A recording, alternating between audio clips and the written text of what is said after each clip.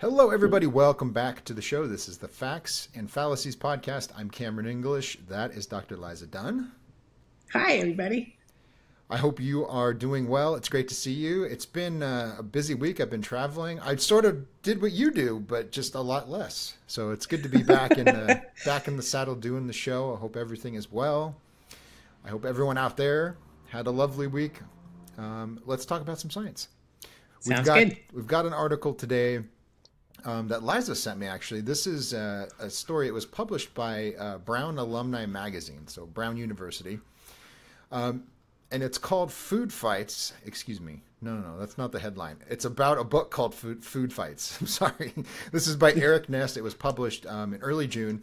And he's talking about a food scientist named Charlotte Biltekoff. I hope I'm pronouncing that correctly. But her expertise, her background is in food chemistry, is my understanding. Mm-hmm. And she now studies food culture, right? So she came to the debates that we have about, in this case, ultra processed food, but food safety and these sort of debates that we have. And she's approaching it now through a cultural lens to try to understand why people think what they think. And one of the things she points out that won't be new to this audience is that a lot of times there's a lot of cultural baggage that influences what people think about food or food safety. It's not that they went and looked up studies on pesticides and they went, yep, the acceptable daily intake of this blah, blah, blah is perfectly fine. And that's my opinion. That's not happens, right? People, they see news articles, they watch documentaries like Food Inc. Super Size Me is probably the OG stupid food documentary, just chock full of nonsense. But it's entertaining and it's compelling and it speaks to people where they are. And that's one of the points she makes in this story. And it sort of traces her own development. As a kid, her family owned a food or a dairy, I believe it was. Dairy, yeah. Yeah. Her family owned a dairy, and she wouldn't read comic books, but she would read food advertising in the newspaper. And she says it was so colorful and it was, new glossy products. Right, glossy, and so she was just excited by the advertising. This sort of gives you an insight into the mind of an academic, like what drives them and what motivates them. You're reading about Spider-Man, and she's like, "Oh, a new flavor of Cheetos. How curious, right?" So, which that in itself is kind of funny to me. But anyways, so she grew up in this environment where she's around food in a way that a lot of people aren't. But then she goes to college. She drops out and she becomes a vegan. She moves to San Francisco and she starts working at a vegan or a vegetarian restaurant. And she goes through this whole journey of starting to reintroduce meat into her diet and developing a fascination with food culture. And then it ultimately led to this book called, I think it's called Food Fight. I could be mistaken. I haven't read the book, full disclosure. But it's all about these discussions we have about food, and that's one of her key revelations is that people, when they're freaking out about ultra processed food, there's a whole political background that's often driving the discussion. So Liza, you sent me this article. Maybe you have some insight into what's going on here. Yeah, I just thought it was a very interesting sort of perspective on the discussions that are out there, and it kind of was interesting to me because of the way people communicate. And her commentary is that there are kind of two camps.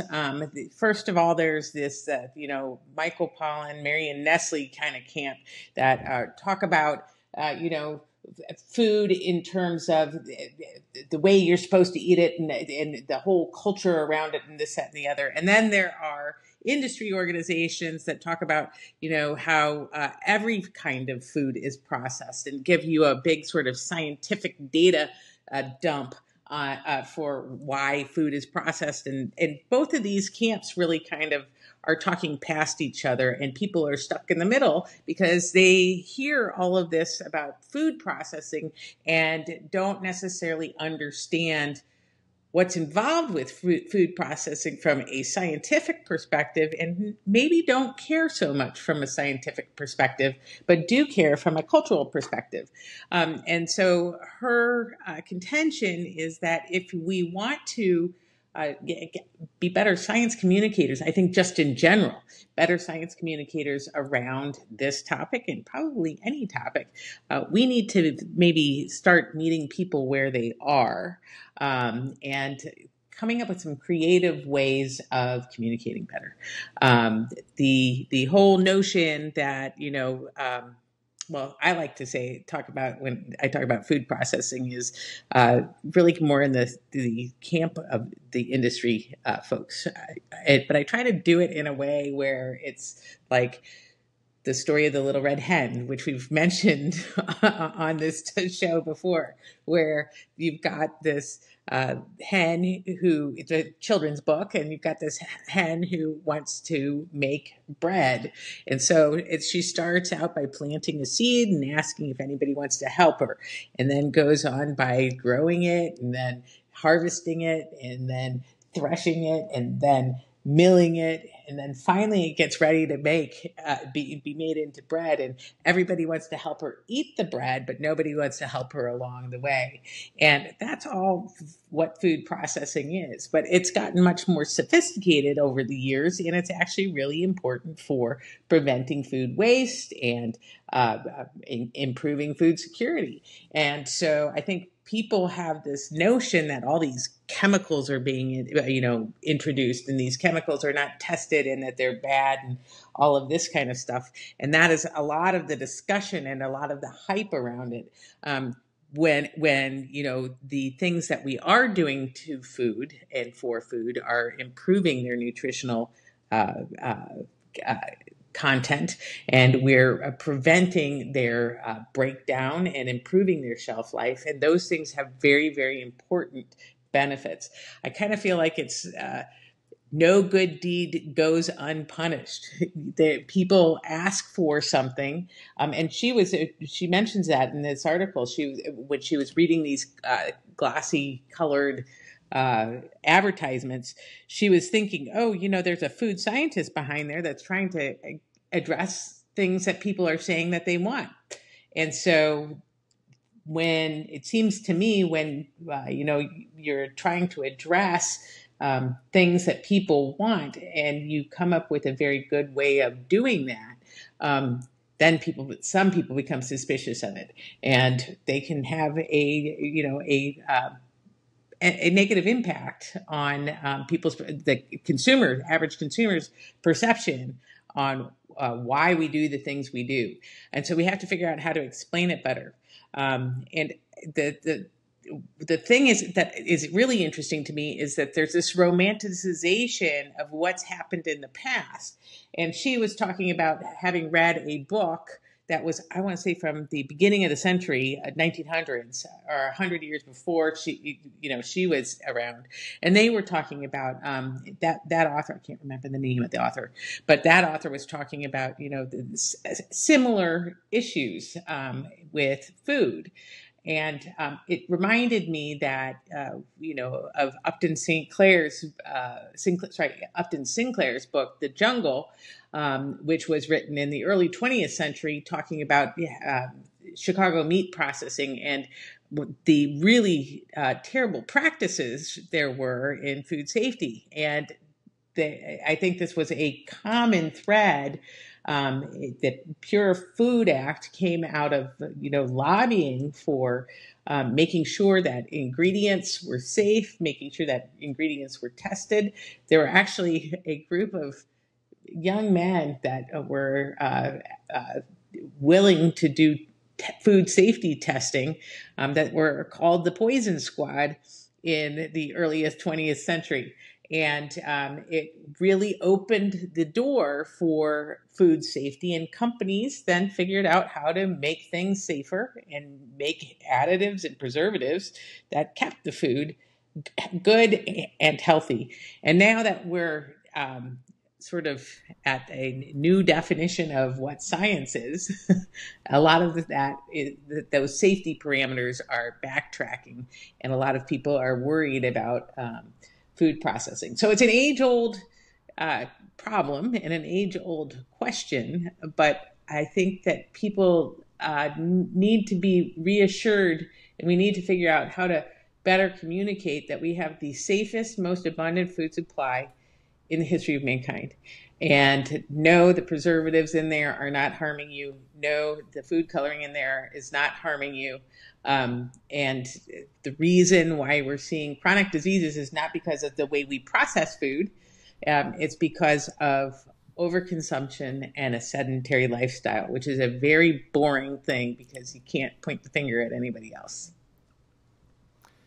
The book that she talks about and that you were just mentioning, it's called Perfection Salad. It's by a journalist named Laura Shapiro, and it's a history of the 19th century food reform movement. And from her, I haven't read this either, but from her description of it, their focus was, making food preparation scientific. We're going to use the science of nutrition to fix these physical problems, which is going to have the downstream effect of, spiritual improvement. It's kind of like the Baptist bootleggers kind of thing. Like the people driving alcohol prohibition on one side were like these religious fanatics. Alcohol was the devil, and it was destroying families, and it was separating people from God. And so it was very much this sort of like, we're going to make food scientific, and we're going to use carefully engineered recipes, and that's going to make people healthy. Food is not about pleasure, and stop it. You're going to eat cornflakes so you don't masturbate. Like that, that whole thing. Yes. Yeah, I think that's what, I think that's part of the movement she was talking about, which is a real thing, by the way. There was something to do with like eating bland food is going to keep you from lusting or something. I don't know. Interesting, weird idea. But look at where it took this company, right? Yeah. But okay, so she says that this movement rose up about 100 years before this alternative movement led by a woman named Alice Waters in the San Francisco Bay Area, which was all about the pleasure of food. And her idea, again, just from the summary, is eating whole natural foods is pleasurable, and that's going to direct you to a healthy diet and a healthy lifestyle. So in other words, they had the same goal in mind, but they had very different ways of getting there. And she doesn't say this explicitly, but what it sounds like is that this is a helpful precedent for our current debates, right? Because what's the current debate, right? We have the modern food system. We have all the companies and all of mainstream dietetics saying, what Liza just said, right? It's about balance. It's about moderation. There's no super food. There's no demon food. It's just about eating the right foods. That's right. In measured quantities. And we can genetically engineer things to make them better. We can carefully apply fortify chemicals. Them. Right. Yep. We can do all of these things to make our food better. And it's up against this MAHA movement now led by RFK Jr., where people are saying, no, we need whole natural food. We need to go back to the red barn. And that's the way things are going to be better. So I think that's kind of the paradigm she's setting up, which is interesting. And one thing I want to get your comment on that she follows up with is to say, as I advanced as a food scientist, I realized that I was actually worse at talking about food to the public. And then when I started to put the emphasis on cultural studies and I got better at talking to the public, I became a worse food scientist because the goals are different. The methods are different. When it comes to food science, it's the stuff we were talking about. Make it taste good, make it safe, make it last, make it less expensive. That's what food science is all about.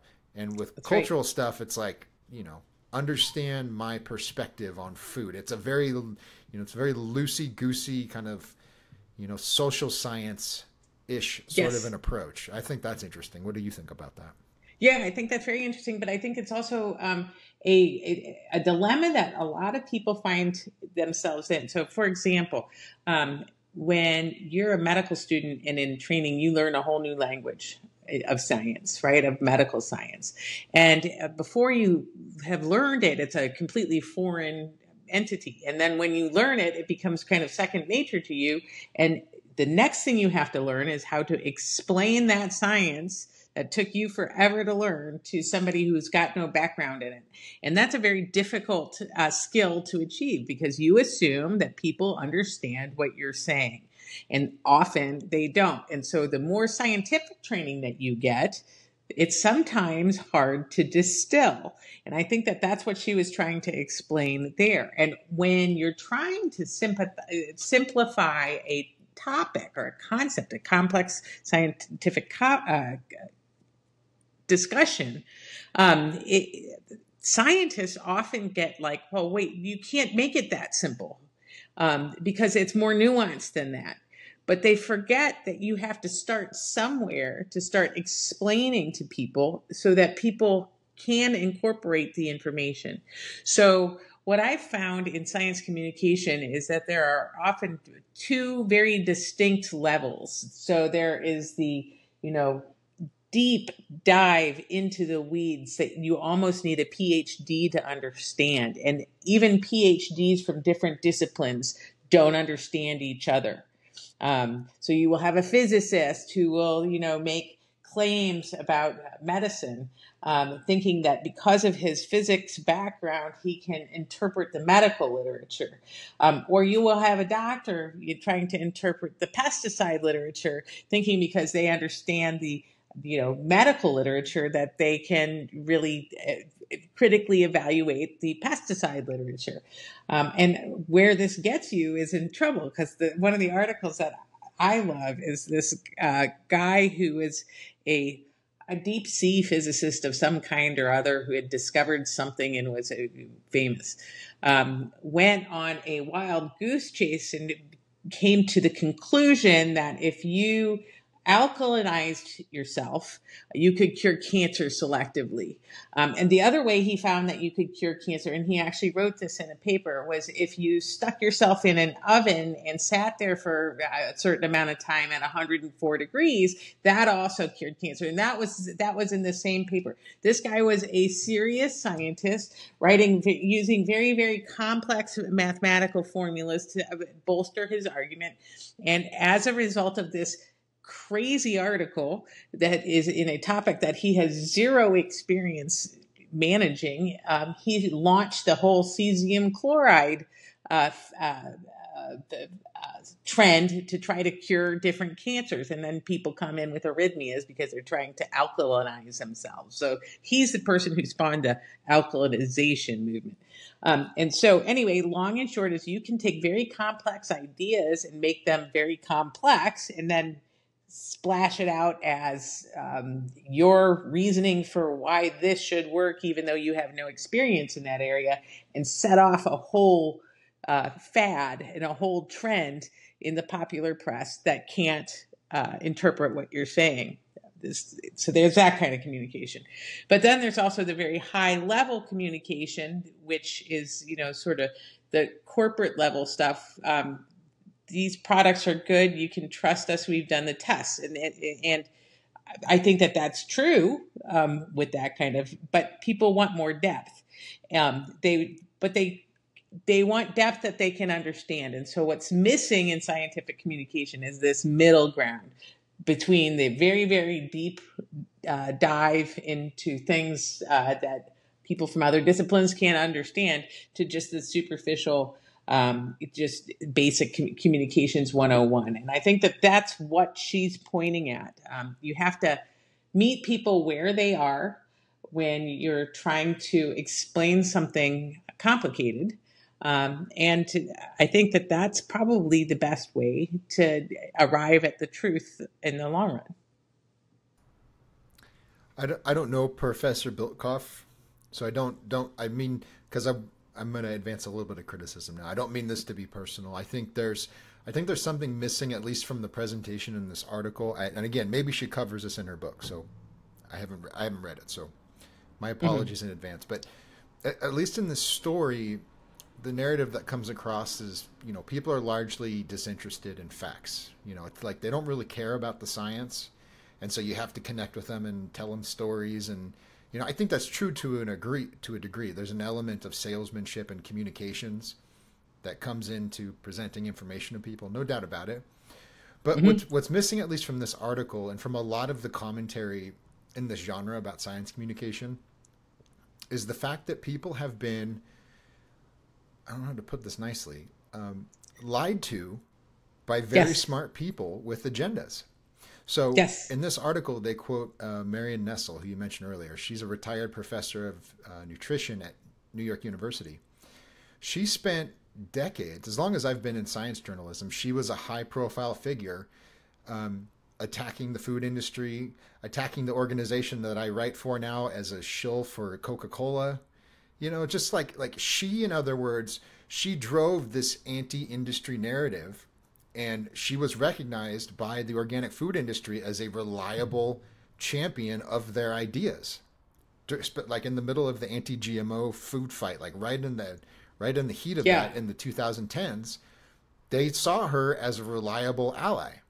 So Well, while I agree that you have to approach people with a certain degree of empathy and you have to understand their background, entirely missing from this conversation is that you had people like Nestle and you had these organic food companies and these giant foundations with squillions of dollars that are manipulating the public discourse about these topics. And so, we get to the end of the article and the author quotes Nestle saying, scientism or foodism or whatever they call it, right? Like the food industry's approach to combating this with facts doesn't work because it doesn't understand the politics.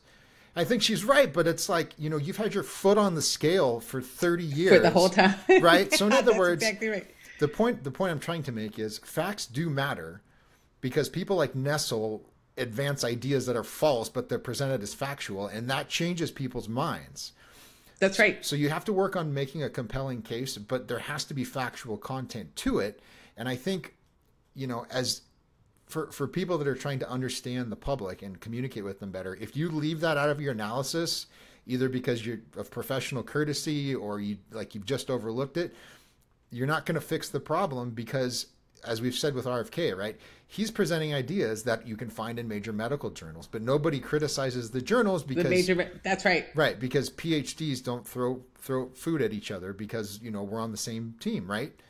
And that's right. That has to be fixed, right? So in other words, what needs to happen is people like Marion Nestle need to be told, stop saying things that are false. That's right. Don't appear in a documentary like Super Size Me and tell people nonsense about McDonald's. Don't encourage that, right? You're advancing a narrative that deceives people. That's exactly right. That's a key element of this, I think. And I think the part of the way to get there is you have to be willing to debate people, right? So this has now become part of the national discourse. And so in order to dispel some of this thought, this ideology, you actually have to meet people and discuss it with them publicly. And that's in the film Food Evolution, there's a scene for Intelligence Squared where Alison Van Eenennaam and Rob Fraley debate Chuck Benbrook and I can't remember Marion. It's not Marion Nestle, but it's somebody else.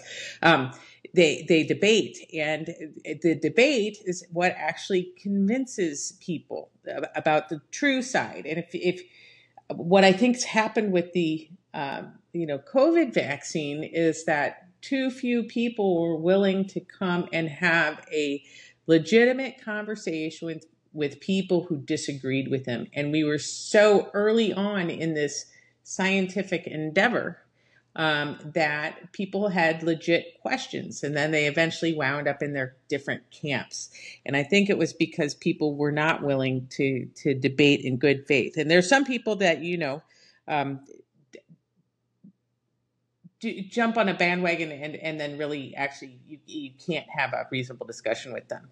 But for the average person watching what happened in COVID, we really need to take some lessons from that in terms of how do you communicate better. And I think the same, Super Size Me, they talked about, I remember seeing them talk about being concerned about his liver and things like that. One of the major things he left out was that he was drinking like a fish. And he didn't, I think he recently died because of, I don't know, because of consequences of, I don't remember why he died, but that was left out of the debate. And the whole thing was that McDonald's is responsible for this, and the way they market their food is terrible. And it's this corporate thing. Corporations are bad without ever looking at what McDonald's actually does. It makes people be able to participate as small business owners, and McDonald's is in areas where few other people will go, in food deserts. It is a source of cheap, reliable, and good food if you eat it in moderation, right?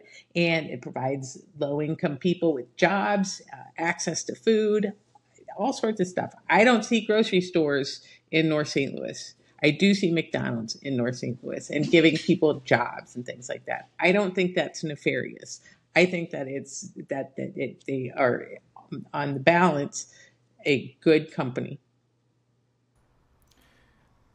there's so many issues. We're not going to get into all of them, but if you're concerned about access to food in neighborhoods, you need to deal with issues like violent crime, right? Yeah. There's a reason a lot of retailers won't set up shop in certain parts of certain cities, or why they're leaving. Yep. Because they lose so much money from theft and they can't ensure their employees' safety that it's just not worth it to do business. So if all of these enlightened progressive types that want to understand food culture, it's like, well, then you have to shed these silly ideas you have about punishing crime. Yep. Because that's how you create the stability where you can have stores and you can have restaurants and you can have people out and about exercising and developing a healthy community life, right? That's just one example, but that's never going to be talked about. It's never going to be discussed because it gets very complicated and very messy. And pretty soon you're talking about people's individual choices as parents, as students, as law-abiding citizens. And, we're just not going to go there. So that's one thing I would say. To supersize me, not only was he an alcoholic, as other people have pointed out, he was eating about 5,000 calories a day. So for a grown man of his age and size, he needed about 2,000 or so. I think his nutrition in the film tells him that. Yep. So he was eating double or more. An enormous amount of food. Right. And once again, the problem is overconsumption and sedentary lifestyle. Exactly. Yep. Exactly. Right. So, if he had done that, nothing would have happened. He probably would have lost a little bit of weight, and that wouldn't have done well on the film festival circuit, as one critic pointed out in a rebuttal called Fathead. Right? If you get a big old beer gut, wow, you're going to get lots of golden statues and lots of TV deals for that. But also if he would have been honest, it would have disproved his thesis. That's right. Which is the problem. One other thing I wanted to move on. I don't want to talk too long about this, but there's a lot of things that have happened with food in the last decade or so that have really infuriated a lot of people. This whole bug eating phenomenon, this has been pushed by The Guardian, by The Lancet, our favorite academic journal, major institutions. There was a little clip going around of Nicole Kidman eating mealworms, like live mealworms. And the whole point was like, oh, look at the chic celebrity. She's doing it. Isn't it so cool? Most people look at that and they go, that's disgusting, right? I'm going to feed my kids mac and cheese and a hot dog. I'm not going to feed them bugs. Get bent. That's right. That's right. So they see these, they're not even like intergovernmental, but like the World Economic Forum, the United Nations, major academic institutions talking about, oh, we're going to breed these bugs in giant farms. We're going to grind them into powder and make them taste like vanilla so you dumb plebs will eat them like a milkshake. Isn't that grand? No, like no one wants that. Don't you get it? So That's again, right. all this talk about understanding food culture and appreciating where people are coming from, and then you try to force that on them. And then That's right. One other example, and then I really want your thoughts on this, because I know you have some thoughts on bug eating. There was this whole movement to like buy up farms and punish farmers for their carbon emissions. And so like like in Europe, this was a big thing. They were trying to make food artificially expensive by buying up farmland. And the farmers who have been in this business for generations, that the land's been owned for 100 years or longer, they drove their tractors down the freeway and they sprayed animal poop everywhere at the Houses of Parliament. They're like, you are out of your mind if you think you're taking my property. It's just like, that's exactly right. So all that to say, right, if she talks about her experience living in Berkeley and the San Francisco Bay Area and how that really influenced her understanding. People in Berkeley, and I grew up down there, so I know this very well from experience. These people, they live in a different world, which is totally fine. Like, you can live in your own bubble and just exist how you want to, but you can't pretend that you understand the world and that you're going to impose or understand how everyone else thinks. From there, like if you live in San Francisco, you don't understand how someone in the Midwest lives or how they view the world. You just don't. That's right. This is all missing from this approach. So while there's lots of insight, and I'm sure her book is helpful in many ways, it bugs me just as a dad and a consumer. It's just like, you don't get it. Anyways. Yeah, and I think it also, takes you have to experience a lot of different things to maybe get a little bit better sense of things. For example, I've got no romantic ideas about communism. And where did that come from? That came from the fact that I lived in post-Soviet Poland for a year and saw the aftermath of all of that. I've got no sort of strange ideas about how to tell other people how to farm. Why? Because I don't know how to farm myself. And I have spent time in Kenya and Haiti and seen malnutrition first and foremost. I'm not the expert at growing a huge amount of food for a very large population. I've seen malnutrition. I've seen those things. I've seen insect-borne illness. So I'm not going to sit there and tell everybody, you should be doing your farming this way and with this prescription and this, that, and the other. I'm not an agronomist, but I do know that if people don't have access to abundant, healthy food, problems follow that. And if they don't have access to tools that prevent contamination of food, problems follow that from in a public health perspective. And so I think that it's really important to have an interdisciplinary discussion with people who have different ideas and see what the results of those ideas are. Do field trials, do the studies that you need to do. But once you get there and you've got them done, you can have faith in that the fact that they're really often well done. So, for example, the whole glyphosate issue, right? You've got 50 years and multiple studies from multiple agencies around the world, multiple individual scientists that reinforce the idea that it is not a carcinogen. It is critical for agriculture. But you've got these other folks out there saying something completely different, and it's governing the discussion. And it's unfortunate that, once again, I hate saying disinformation and misinformation because a lot of people think of that as censorship, but that's not what I'm meaning. I'm meaning that disinformation or fraud about that scientific topic has resulted in a mass misperception that glyphosate causes harm. And it has, when you look at all of this in, just the landscape of all of this, and you see that there are in the EU, they're trying to control food production, and often with misguided science. For example, when they wanted to cull a huge amount of the cattle herd in the Netherlands to decrease nitrous oxide emissions or methane emissions and CO2 emissions. If you just took the Netherlands off the map, you are only going to reduce CO2 emissions and greenhouse gases by 0.037%. And you fundamentally pull the food security out from underneath people that way.